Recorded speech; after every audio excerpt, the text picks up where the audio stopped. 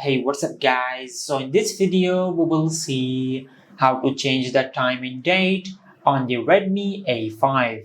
Now to do that, just open the settings app on your smartphone, then scroll down and tap on system.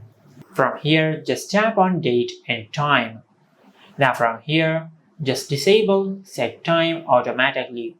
Now just tap on date.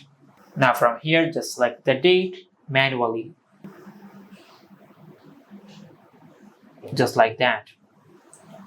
Now from here, if you tap on time, you can change the time manually, just like that.